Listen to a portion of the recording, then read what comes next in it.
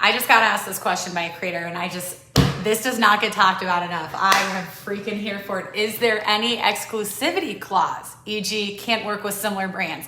This does not get talked about enough, in my opinion. And it's such a complicated answer. It depends. Here's what I will say.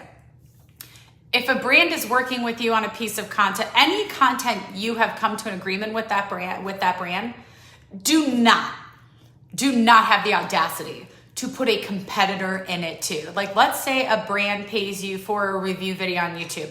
It's gonna be 10 minutes long. You're gonna talk about all these product features, blah, blah, blah. They give you the product, they give you the money. You work this deal out.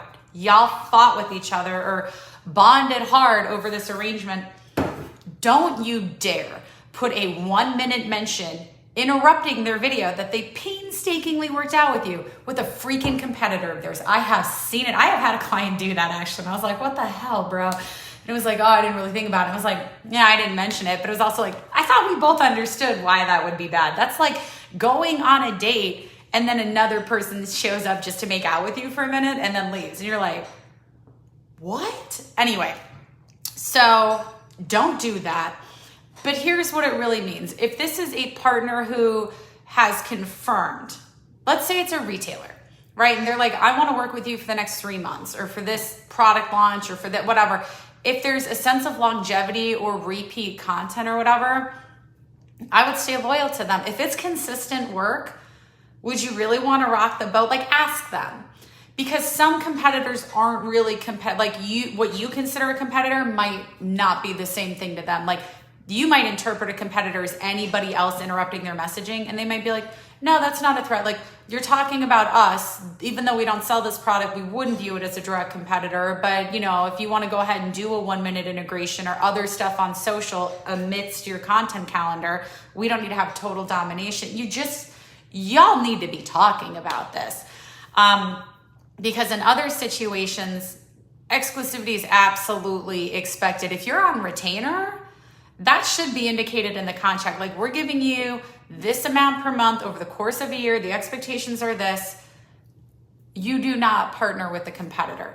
But exclusivity for that brand, if they're doing one campaign with you, then you don't introduce a competitor in that collaboration. That does not mean you have to wait for a period of 30 days necessarily, or you can't do anything, or, you know, or maybe it's specific to the platform. Well, I agreed I'd promote them on YouTube. I never said anything about TikTok. They didn't even ask. You know, it really does depend. But I would just, when I think about some things that have gone sideways in the past, and I was like, how did I not anticipate that? How could they not have known? You know, I would be clear. Like, hey, and I include this in all agreements. I'll have to make a video about like what an agreement should consist of, what creators should ask, what brands should ask, but like, just to clarify, and it goes with like the time allowance of, okay, this is the only synthesizer product launch that I will do for this month. Okay. It doesn't mean you can't do whatever else you had planned. You want to do Call of Duty plug? Okay, then that's got nothing to do with me. But I do feel like a lot of creators think that once they work with the brand, they can't work with a competitor immediately after. And it's like, but do you ever think you're gonna work with that brand again? Have they gotten back to you about how they felt the collaboration went in terms of like working with you, in terms of performance? Have they mentioned any other future collaborations? Hey, we also have this product coming out or whatever. So definitely think about that and be mindful of like keeping the door open with them. And the brand should know too, to ask for exclusivity if it's something really specific. It's no different from an NDA. Hey, this product is not out yet. Don't be saying anything about it. Like, some things go without saying, but man, I have seen exclusivity, like the brand think they had it, and then the creator was like, I don't understand why this is an issue.